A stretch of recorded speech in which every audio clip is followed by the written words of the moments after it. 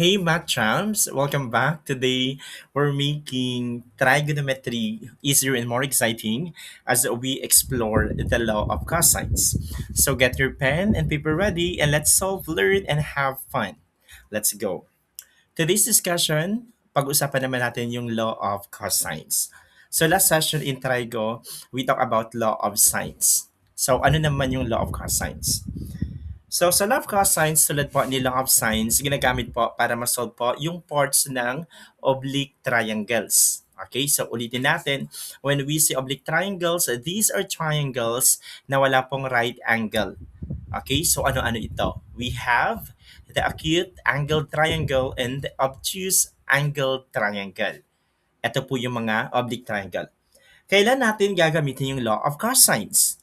Kung ang given po natin ay side, angle, and side, so law of cosine is applicable. So, ano yung SAS? Side, included angle, and the side. Okay, so aside from SAS case, pwede din nating paggamitan ng law of cosines kung ang given po ay all three sides. And that is SSS. Meron po tayong mga formulae under the law of cosines.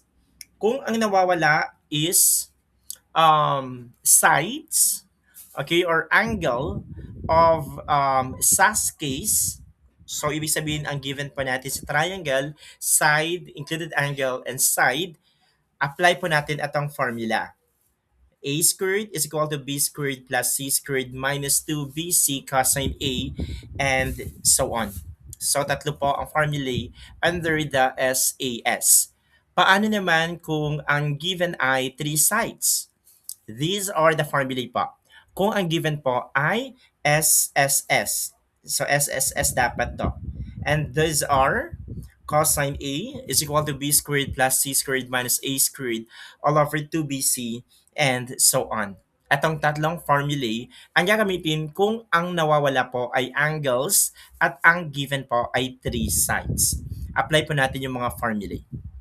Number 1, in triangle ABC, side A is 8 centimeters, side B is 10 centimeters, and angle C is equal to 60 degrees. Find C. Draw po muna natin para ma-visualize natin kung ano yung mga parts given at ano yung nawawala. We have triangle ABC. So the name of the triangle is ABC. Side opposite of angle A is side A.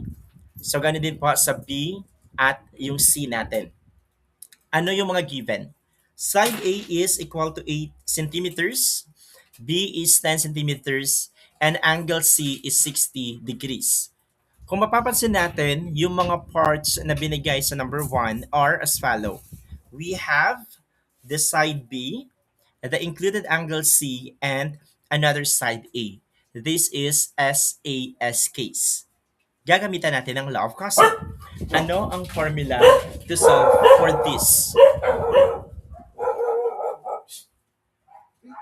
So yung formula to solve for this, since ang nawawala po ay side C, this is the formula. C squared is equal to A squared plus B squared minus 2AB cosine angle C. Then substitution, CA is equal to 8 centimeters, CB is 10 centimeters, C angle C is 60 degrees. So this is substitution. Then square natin, 8 squared is 64, 10 squared is 100, 2 times 8 times 10 is 160. Then add 64 and 100 to get 164. Ang hinahanap natin dito ay side C, get the square root of both sides. That is C is square root of this. Then by calculator, kung i-round up po natin yung final answer po to the nearest tens, the side C is about 9.2 centimeters. Ito na po ang sagot sa number 1. Try natin yung number 2. So draw ulit, no? Same triangle ABC. Side A, side B, side C. Then label. Angle C is 45 degrees. Side A ay 12 centimeters at side B ay 15 centimeters. What case is this? This is SAS case. two sides, and an angle included or included angle that is angle C. This is SAS case, pwede gamitan ng law of cosine. Ano ang formula para mahanap po yung side C? That is, eto po yan. Then, substitution, A ay 12, yung B natin ay 15, at yung angle C natin ay 45 degrees. And square, so 12 square ay 144, ang 15 squared ay 225, 2 times 12 times 15 is 360. Then add po natin itong 144 at saka 225 to get 369. Para makuha po yung values of C, tatanggalin natin itong square by getting the square root of both sides. Ito na po ang magiging mukha, and by calculator, side C is about 10.7 centimeters. So yun po ang side C. Number 3.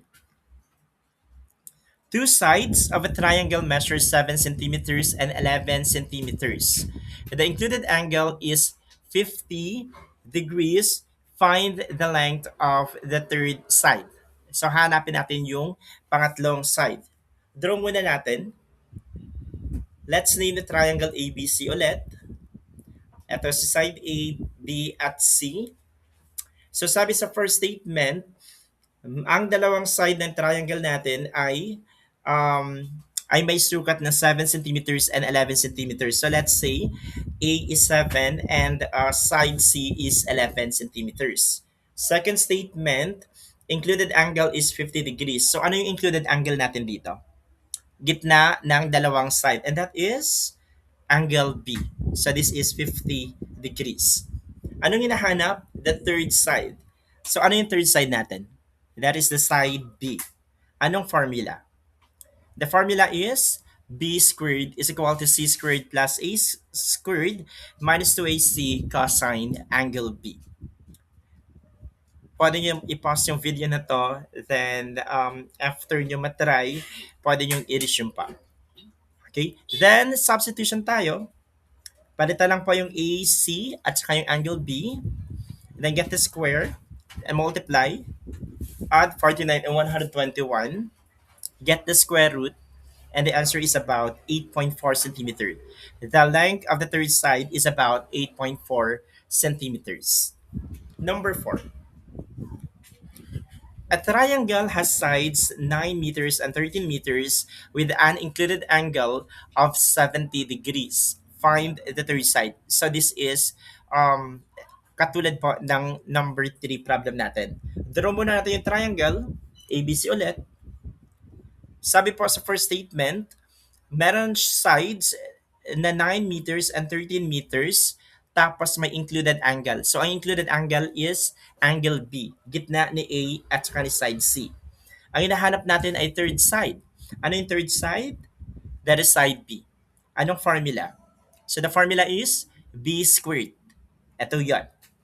Then substitution, get the square and product, add 89 and 81 and 169, get the square root of both sides, and by calculator, the side B is about 13 meters.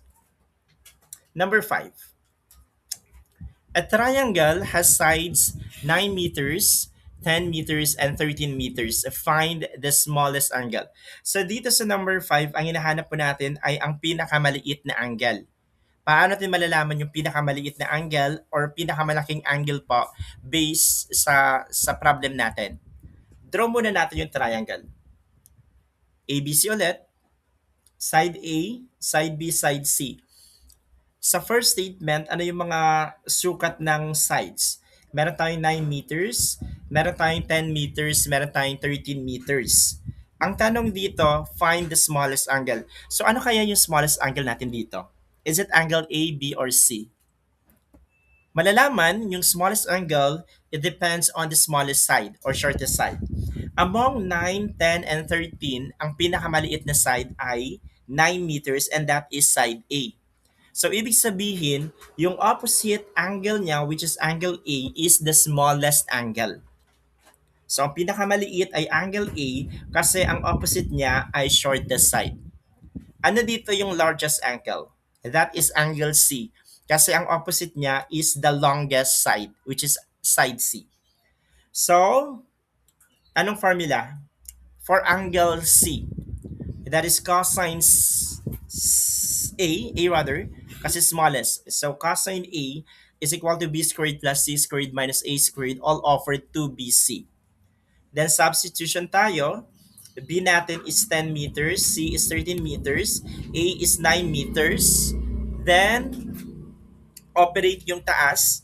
10 squared is 100, 13 squared is 169, 9 squared is 81, tapos i-multiply po yung nasa baba. 2 times 10 times 13 to get 260.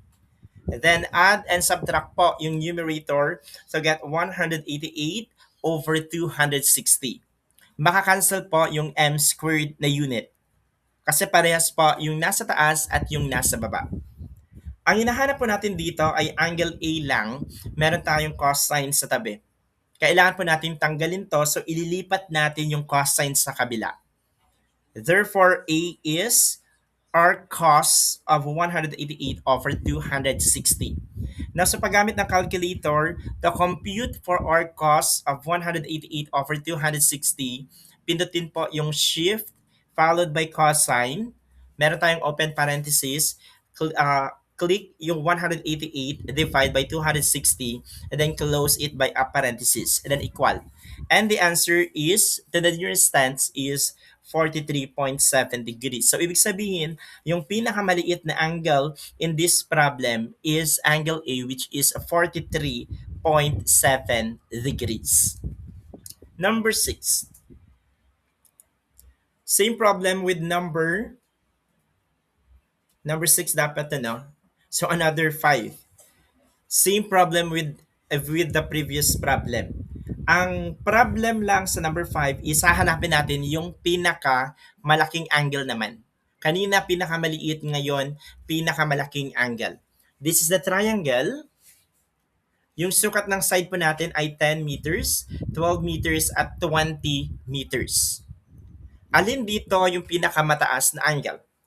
Kung ano ang opposite side niya, which is pinakamalaki din. Among 10, 12, and 20, ang pinakamalaki ay 20 meters. And that is side C. Ibig sabihin, yung biggest angle po is the angle C.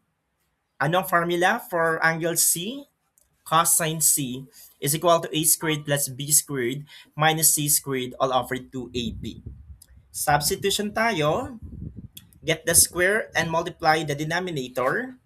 Add and subtract the numerator.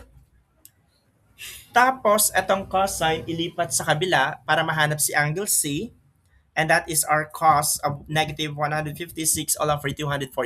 Now, meron pa tayong concept dito. Pag yung cosine theta is equal to negative value, ibig sabihin, ang angle C is obtuse. Pero pag yung cosine C is positive, ang value ng angle natin is acute angle.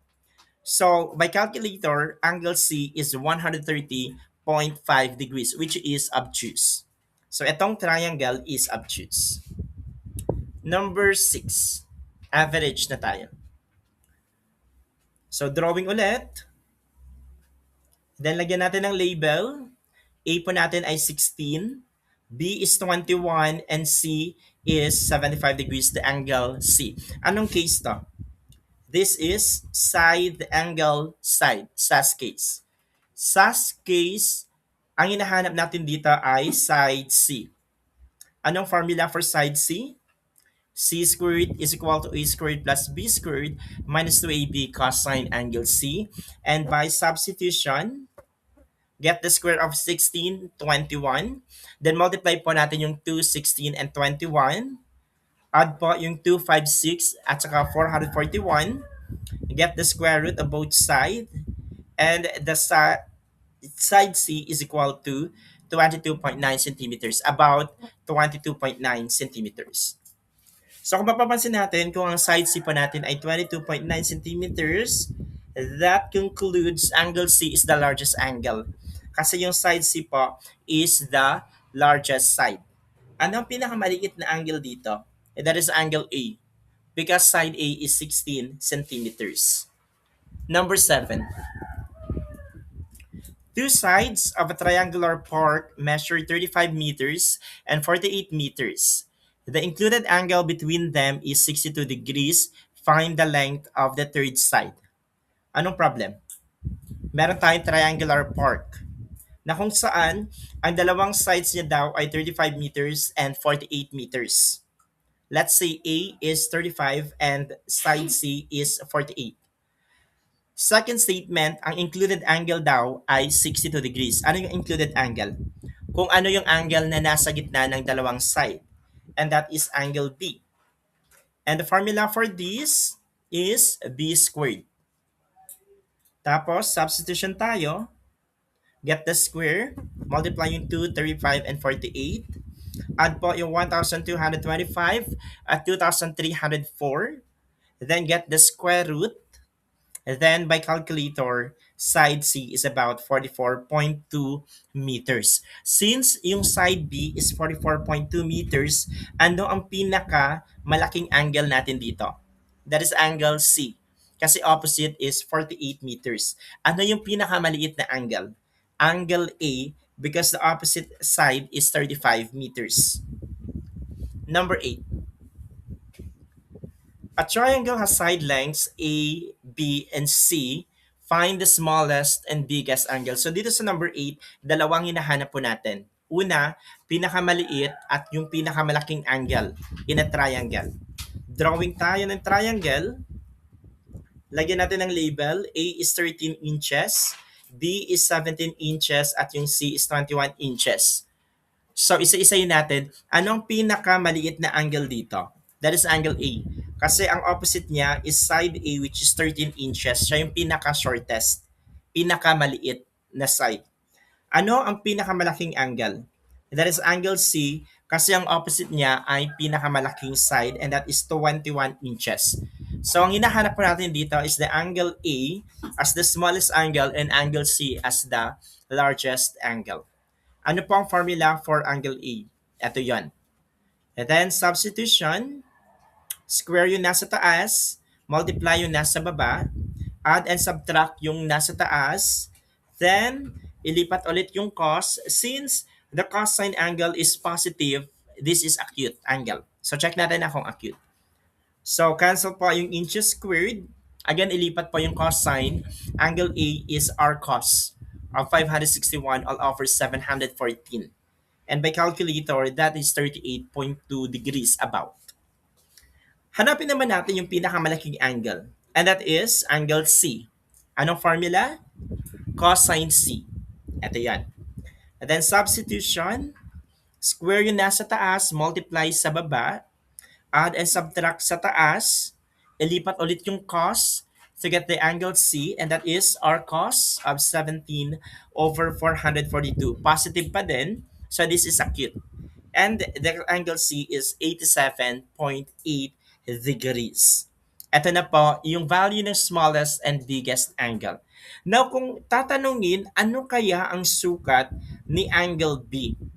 Okay? Since nakuha na natin yung angle A and angle C, ang gawin na lang natin dito ay i-add itong dalawang angles, although approximated, tapos isa-subtract from 180 degrees to get the approximated value of angle B then. Okay? Or pwede natin gamitin yung cosine B. So, you have two ways para mahanap po yung isa pang angle. Number 9. Given the three sides of a triangle, 10, 14, and 18, find the A and find B.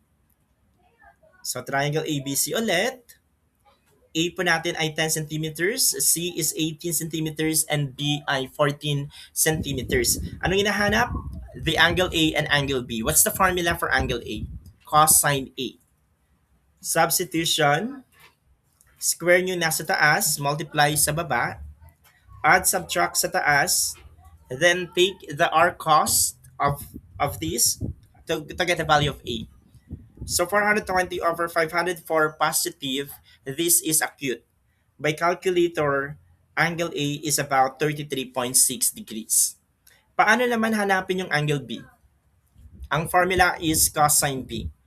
Substitution, square sa taas, multiply sa baba, add and subtract sa taas, take the r cos to get the angle B, and that is about 50.7 degrees. So, kung mapapansin natin, A po natin ay 33.6 at yung angle B ay 50.7. At based po sa mga sides natin, ang pinakamaliit na side ay 10 centimeters and that is side A. Si angle A ang pinakamaliit. So that is 33.6. Ang pinakamalaki dito is si angle C. Paano makukuha si angle C? That is 180 minus 33.6 minus 50.7. Siya yung pinakamalaking angle. Number 10. A triangular field has sides measuring 25 meters, 32 meters, and 40 meters. Find the angle opposite of 40 meter side. Drawing ulit tayo ng triangle. Ang sukat ng ating sides ay 25, 32, 40. Ang tanong, ano po ang angle na opposite ng 40 meters? Yung 40 meters natin is side C. Therefore, the angle opposite that is angle C. And the formula is cosine C.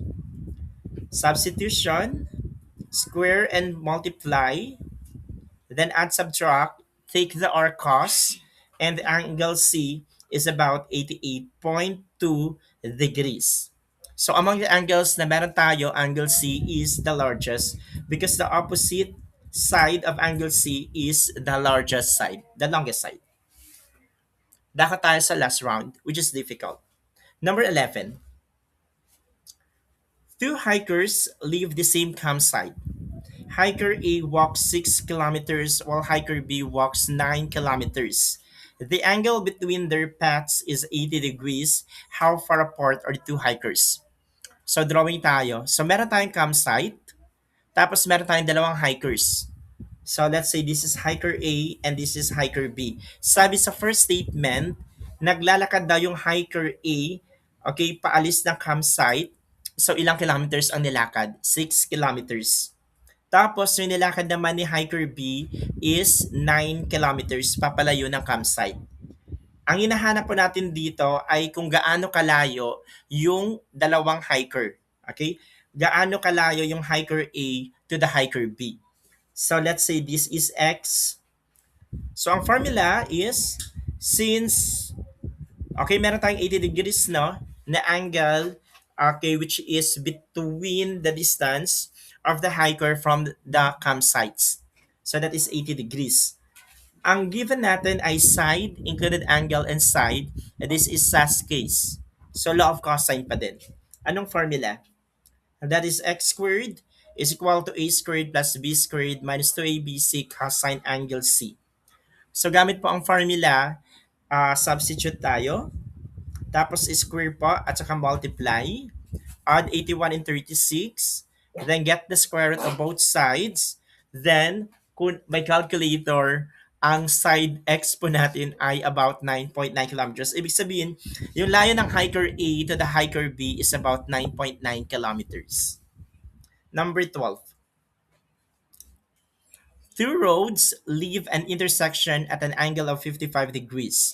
One person travels 18 kilometers along one road, while another travels 25 kilometers along the other. Find the distance between the two people. So meron tayong dalawang roads, dalawang daan na nag-i-intersect at an angle 55 degrees. So this is 55 degrees.